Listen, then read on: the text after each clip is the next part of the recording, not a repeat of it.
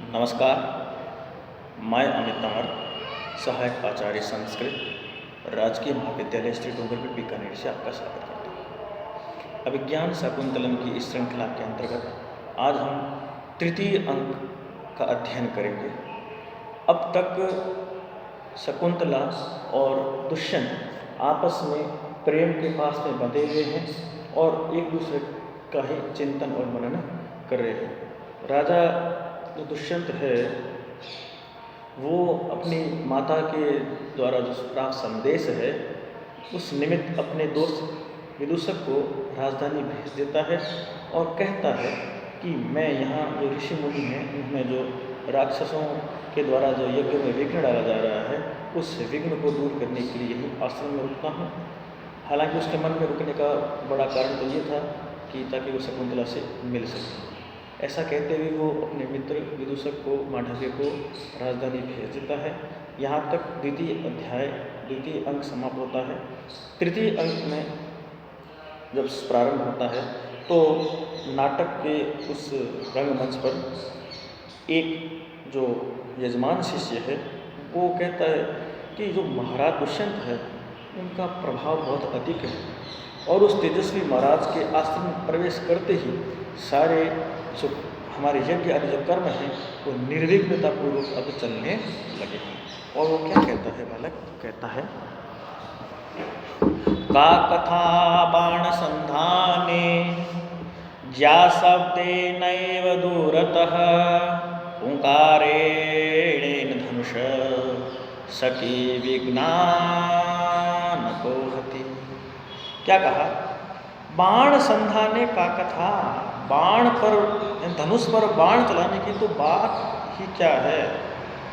शीस ज्या शब्देन, क्योंकि वह तो प्रत्यंचा के टंकार से, ज्या शब्द का मतलब प्रत्यंचा के शब्द से ही दूरतः, दूर से मानो धनुष हुंकारेण, धनुष की हुंकार से इव विघ्नान अपोहति, विघ्नों को दूर कर देता है। तात्पर्य धनुष चलाने की आवश्यकता नहीं है बल्कि प्रत्यंचा के टंकार से ही धनुष की हुंकार जैसी ज्ञात होती है और दूर से ही राक्षस आदि जो यज्ञ हैं वो उन विघ्नों को दूर कर देता है। हुंकार का मतलब टंकार से। जब व्यक्ति क्रोध में होता है तो वह अपनी हुंकार का गर्जना करता है।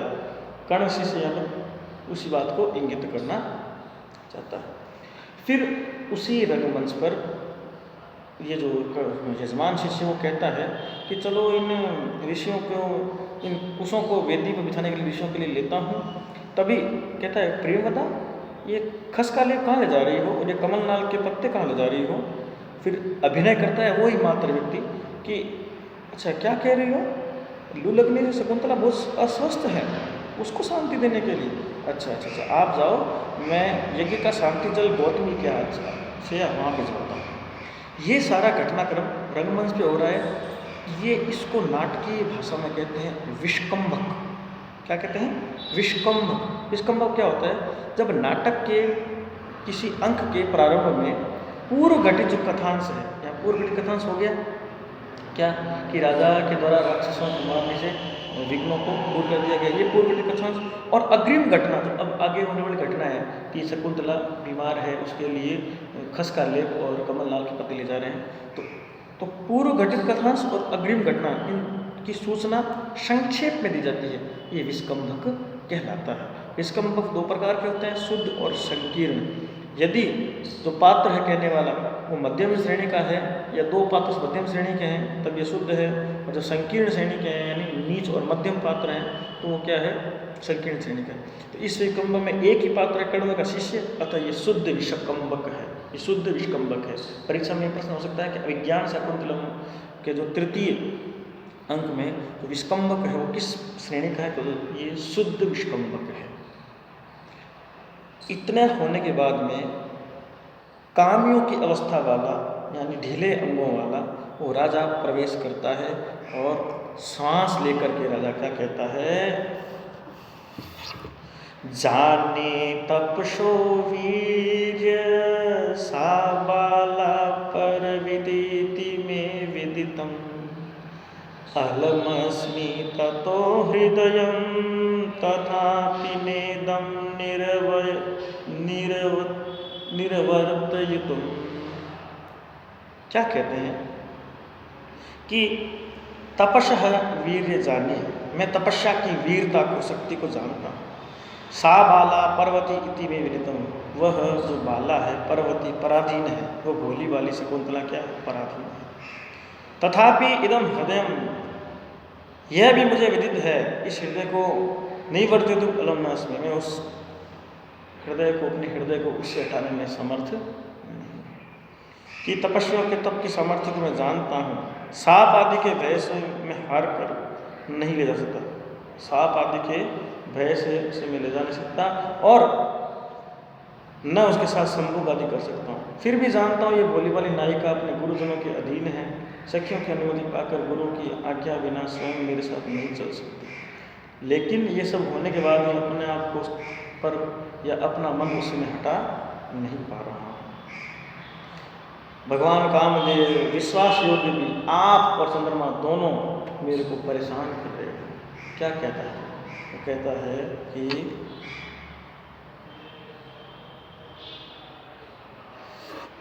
तव कुसुम सरत्वा चेतरस्मे त्वमेन्दोर्द्वयमिदमययातां दृश्यते मद्विधेषु विसृजति हिमगर्भैरग्निमिन्दुर्मयूखैस्तवमपि कुसुमबाणान् वज्रसारी करोषि। क्या कहा कि तव कुसुम सरत्वम, हे कामदेव तुम्हारा कुसुम सरत्वम, पुष्पों के बाण वाला होना, और इंदु शीत रश्मित्वम, और इंदु का, चंद्रमा का शीतल किरणों वाला होना। इदम वयम अपि, ये दोनों ही मद विदेशु, मुझ जैसे काम पीड़ित विरहियों के लिए अयथार्थम दृश्यते, अयथार्थ का मतलब विपरीत दिखाई दे रहा है।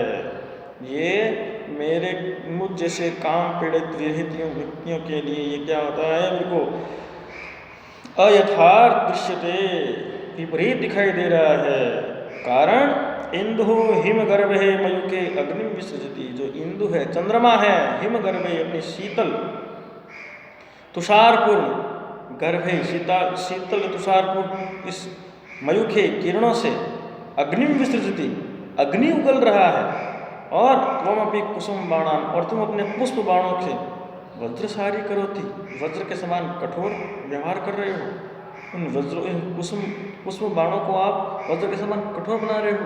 यानी इस मौसम के अंदर यदि चंद्रमा की शीतल किरण है ना, मेरे जैसे काम संतप्त व्यक्तियों को वो आग के समान जला रही है, और कामदेव आपके तो पुष्प बाण हैं, जो पुष्प वर्षा है, मानो मेरे को कठोर वज्राघात किया जा रहा है।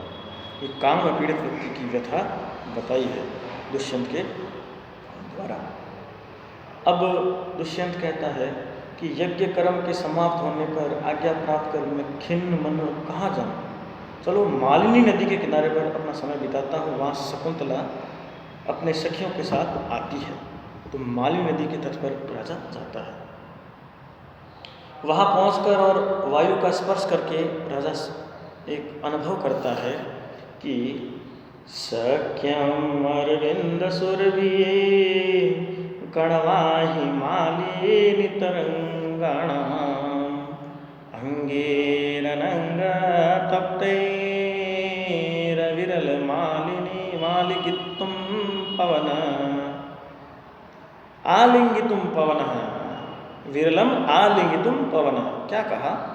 अरविंद सुरभि, अरविंद यानी कमलों से सुगंधित, मालिनी तरंगाणाम, मालिनी नदी की तरंगों के कणवाही, कणवाही का मतलब जल कणों को धारण करने वाली पवन, ऐसे पवन, मालिनी नदी के तरंग के कणों, जल कणों को धारण करने वाली ऐसी वायु, अनंग तप्तै अंगे, काम से संतप्त मेरे अंगों द्वारा, अविरलम निरंतर लगातार, आलिंगितुम सत्यम, आलिंगितुम सत्यम मतलब आलिंगन करने, लगातार तृप्ति पनित सेवनीय है, यानी आलिंगन करने की योग्य है। तात्पर्य ये हुआ कि कमल से सुगंधित मालिनी नदी की तरंगों के जल कणों को धारण करने वाली जो वायु है, वो काम से संतुष्ट मेरे अंगों द्वारा लगातार आलिंगितुम शक्यम तृप्ति पर्यंत सेवनीय है, यानी मेरे काम संतुष्ट अंगों को ठंड पहुंचाने वाली है। अब राजा की जो काम व्यथा है उसको वो जो हवा है, ठंडी हवा बहुत अच्छी लग रही है और राजा कुछ घूमकर देखकर और शकुंतला यहाँ उपस्थित होना चाहिए और उस मिट्टी के अंदर देखते हुए वो ये अंदाज़ा लगा रहा है, वो अनुमान लगा रहा है कि निश्चित ही यहाँ पर शकुंतला विद्यमान है, क्योंकि अभ्युन्नता पुरस्तादवगाढा जगन गौरवात् पश्चात् द्वारेस्य पाण्डुशिखते पदपंकति दृश्यते अभिनवा। क्या कहा कि अस्य पाण्डुशिखते, इस कुछ पीले वर्ण की इस बालू में, द्वारे इस पीले वर्ण की राशि वाले इस बालू के लता मंडप के द्वार पर पुरस्तात् आगे की ओर अभ्युन्नता, आगे की ओर कुछ ऊंची उठी हुई, पश्चात और पीछे की ओर जघन गौरवा, नितंब स्थल के भारीपन के कारण नीचे दशी हुई, अवगाढ़ा नीचे दशी हुई, अभिनवा पद पंक्ति दृश्यते, नई नई नवीन पद पंक्ति दिखाई पड़ रही है। यानी यहाँ पर शकुंतला के सौंदर्य की विशेषता की जा रही है कि जो शकुंतला का जो कमर के नीचे, कटी प्रदेश के नीचे पीछे का जो भाग है जिसे नितंब प्रदेश कहते हैं, उस नितंब प्रदेश के भारीपन के कारण जो शकुंतला इस बालू मिट्टी पर चल रही है, तो उसके जो पैर के जो निशान हैं वहाँ जो आगे का भाग कुछ उठा हुआ और पीछे का भाग उस नितंबों के भार के कारण कुछ दबा हुआ सा दिखाई दे रहा है। ऐसी पाद पंक्ति मेरे को दिखाई दे रही है, पैरों के चलने की पंक्ति दिखाई दे रही है। इसका मतलब स्पष्ट है शकुंतला ने लता मंडप में प्रवेश कर लिया है। तो राजा वृक्ष की ओट से देखता है और नेत्रों को परम आनंद प्राप्त करते हुए कहता है कि अरे शकुंतला तो इस शिलापट पर बैठी हुई, पुष्पों से युक्त शिलापट पर बैठी हुई सखियों के द्वारा सेवनीय है, सेवा की जा रही है। और शकुंतला अपने दोनों सखियों के साथ, दोनों सखियाँ कमलिनी के पत्तों से हवा दे रही हैं और राजा सोचता है मन ही मन कि शकुंतला अस्वस्थ शरीर वाली दिखाई दे रही है, जैसा मेरा मन स्पृहा से रहित है या जैसा मेरा मन डोलम डोल है, वैसा ये भी है, ऐसा संदेह करना व्यर्थ है या नहीं है मैं नहीं जानता। अब वो राजा कहता है कि जो शकुंतला है वो हो सकता है काम पीड़ित हो, क्योंकि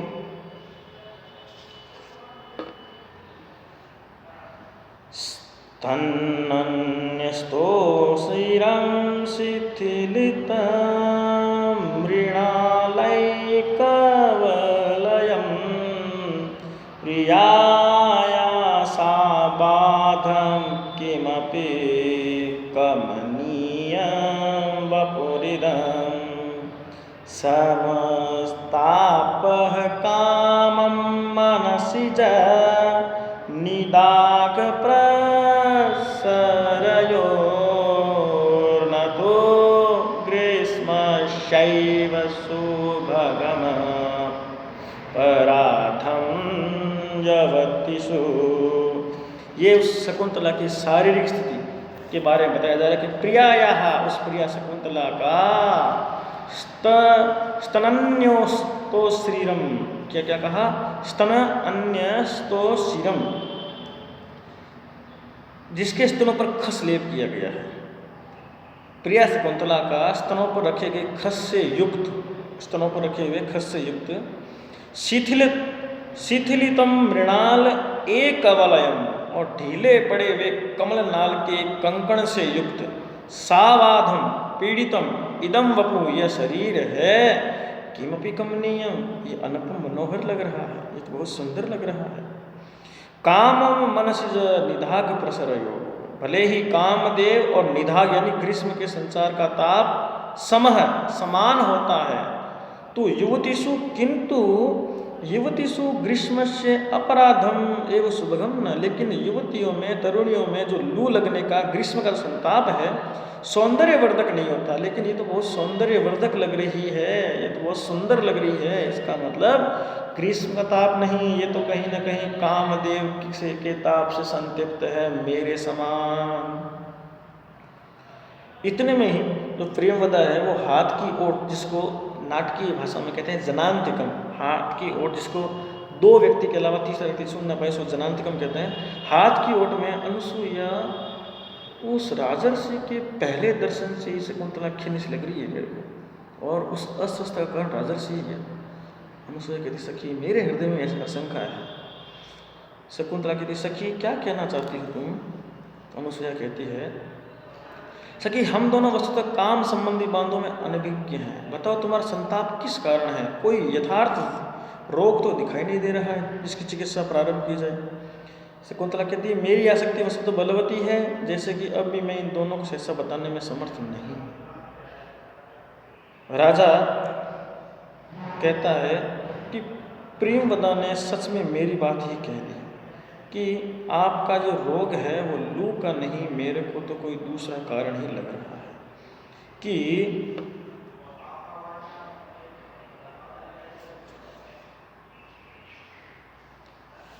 क्षाम क्षाम कपोल मानन मुर काठिन्य मुक्त स्तनम मध्य क्लांत तर प्रकाम विनताम वंशौक्षवी पांडुरा शोच्याच प्रिय दर्शनाच मदन क्लिष्टेयमालक्ष्यते पत्राणामिव शोषणेन मरुता स्पृष्टा लता माधवी। राजा कहता है कि आननम क्षाम क्षाम कपोलम, क्षाम क्षाम कपोलम का अर्थ अति दुर्लभ चेहरा है, वो क्या हो गया है? अति दुर्लभ कपोलों वाला मुखमंडल, शकुंतला का जो मुखमंडल है दुर्बल कपोलों वाला हो गया, यानी काल उसके कमजोर हो गए। उरह काठिन्य मुक्त स्तनम, और जो वक्ष स्थल है कठोरता से रहित स्तनों वाला हो गया है, उसके स्तन हैं जो ढीले हो गए हैं। काठिन्यम मुक्त, कठिनता कठोरता से रहित स्तनों वाला वक्ष स्थल हो गया है। मध्य है क्लांत तर है, और कटी प्रदेश है जो मध्य भाग है शरीर का वो क्लांत तर हो गया है और अत्यधिक कृश हो गया है, पतला हो गया है। अंशौ जो कंधे हैं दोनों, प्रकाम विनतौ अत्यंत अवनत हैं, झुक गए हैं। छवि ही पांडु रहा, देह की कांति पीली हो गई है।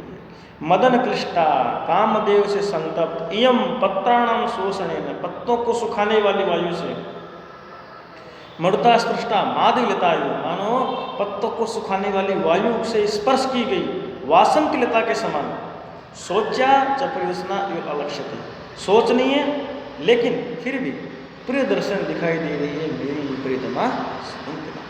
जैसे पत्तों को सुखाने वाली हवा लगने से मुरझाई गई माधवी लता के समान, यानी लू लगने से वासंती लता मुरझा जाती है, वैसे ही काम पीड़ित शकुंतला सोचनीय है लेकिन फिर भी प्रिय दर्शना है, दिखने में बहुत सुंदर लग रही है। दोनों सखियां कहती है तो हमारा आग्रह है कि स्नेह जनों में बटा हुआ दुख सहने योग्य, इसलिए हमें अपना दुख बताइए। तो राजा सोचता है मन ही मन उस पेड़ की छांव में, पेड़ की ओट में छिपा हुआ कि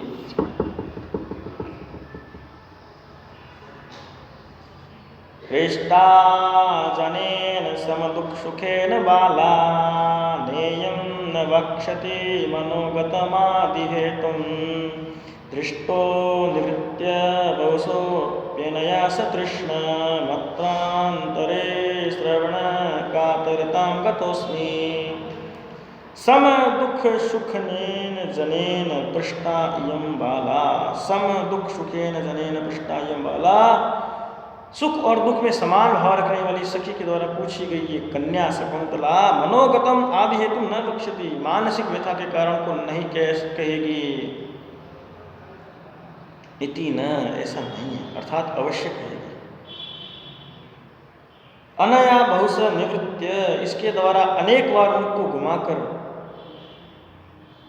सतृष्टम दृष्ट अपि अहम, यानी इसके द्वारा अनेक बार मुख को घुमाकर तृष्णा के साथ देखा हुआ मैं भी इस समय अत्रांतर श्रवण कातरता गतस्मि, इसके वचनों को सुनने का अधीर हूँ, इस व्याकुलता को मैं प्राप्त हो रहा हूँ कि इसके वचनों को मैं जल्दी से सुनूं।